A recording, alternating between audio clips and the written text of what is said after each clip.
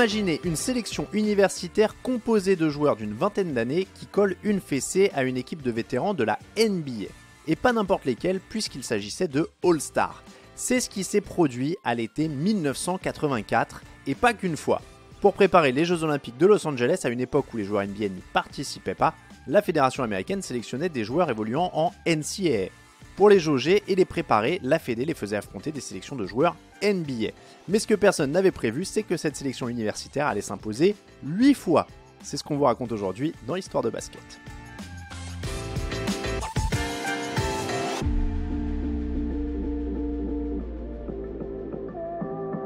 En 1984, les Jeux Olympiques se déroulent à Los Angeles. 4 ans après le boycott des JO de Moscou, les États-Unis veulent montrer au monde entier qu'ils restent la meilleure nation du basket mondial.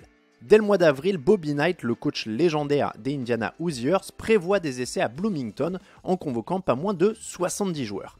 Si certains font l'impasse sur les essais, à l'image de Sam Bowie, Kenny Smith ou Len Bias, il reste du beau monde, comme Charles Barkley, Michael Jordan, Chris Mullin, John Stockton, Patty Wing et bien d'autres.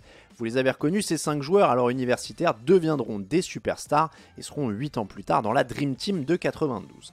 Mais revenons à 1984 et à ce processus de sélection avec un Bobby Knight plus rigide que jamais, au point de se passer des services du meilleur joueur d'Auburn, un certain Charles Barkley, dont la personnalité ne colle pas vraiment à l'équipe ou à ce qu'il souhaite en faire. John Stockton est aussi laissé sur le carreau, à l'époque il est meneur de Gonzaga et futur Hall of Famer avec le Jazz. Malgré ces deux choix très contestés, il reste quelques joueurs qui feront des carrières honnêtes en NBA, voire plus comme on l'a dit avec Jordan et Ewing. Pour se préparer de la meilleure des manières à décrocher l'or, rien de mieux que de se frotter à des joueurs NBA. C'est le début d'une série de matchs de préparation assez improbable. Après un premier match d'exhibition, Team USA affronte alors pas moins de 8 fois différentes des sélections All-Star NBA. Parmi eux, du très lourd. Magic Johnson, Mark Aguirre, Larry Bird, Kevin McHale, Clyde Drexler, Robert Parrish, Alex English, Kiki Van de Weg ou encore Kurt Rambis et James Worthy. Et face à des joueurs de cette trempe, Team USA ne se dégonfle pas et les universitaires terminent invaincus.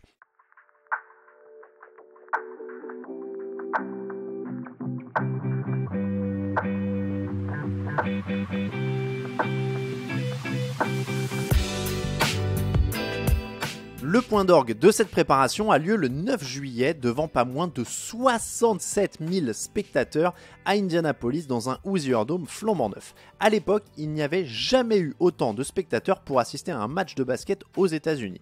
Pour cette rencontre prestigieuse, Larry Fleischer, le directeur juridique de la NBA qui organise ces matchs, veut se donner les moyens de l'emporter après avoir essuyé 3 défaites. Pour lui, c'est bien simple, c'est un véritable affront que des joueurs NBA puissent perdre face à des mômes non professionnels. Mais les renforts ne changent rien, la bande de gamins de la fac l'emporte une nouvelle fois face à un 5 majeur composé de Isaiah Thomas, John Paxson, Mark Aguirre, Larry Bird et Robert Parrish. Le score ne souffre d'aucune contestation, 97-82 pour les universitaires de Team USA. Les spectateurs du Hoosier Dome s'enthousiasment pour les 18 points de Chris Mullin et les 14 points de Sam Perkins qui vient d'être drafté à la 4e place. Le 3e meilleur marqueur de la sélection, c'est Michael Jordan avec 12 points. Mais comment des universitaires arrivent-ils à battre des pros de la NBA à chaque fois ? Côté NBA, le coach des Sixers de l'époque, Billy Cunningham, est mauvais perdant. Il laisse entendre que les joueurs NBA n'étaient pas en forme ni même entraînés puisqu'on est en plein mois de juillet. Il conseille même aux universitaires de se méfier de ces victoires en trompe-l'œil.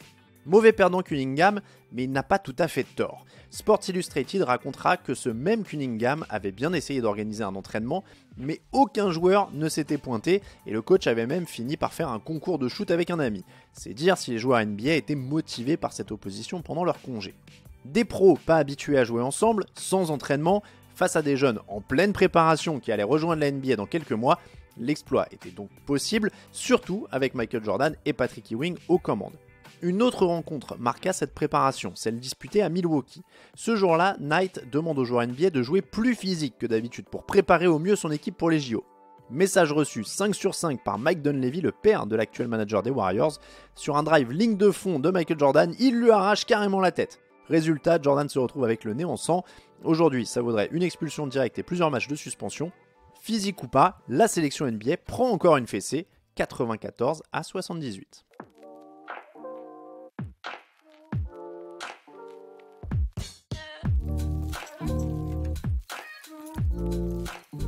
peu importe si les joueurs de Bob Knight ont affronté des équipes composées de joueurs en congé ou mal préparés, le fait est que cette sélection de joueurs universitaires est prête à disputer les Jeux Olympiques. Ces Jeux Olympiques à Los Angeles.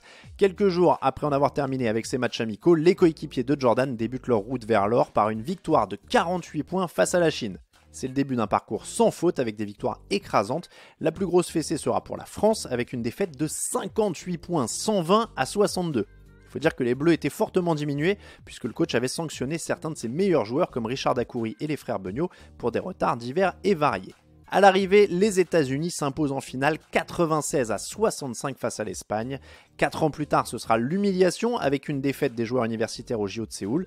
C'est ce qui poussera la fédération, en accord avec la NBA, à faire appel aux meilleurs joueurs américains et ce qui donnera donc naissance à la Dream Team de 1992 avec Michael Jordan en leader à Barcelone pour aller chercher sa deuxième médaille d'or olympique. Mais ça, c'est une autre histoire.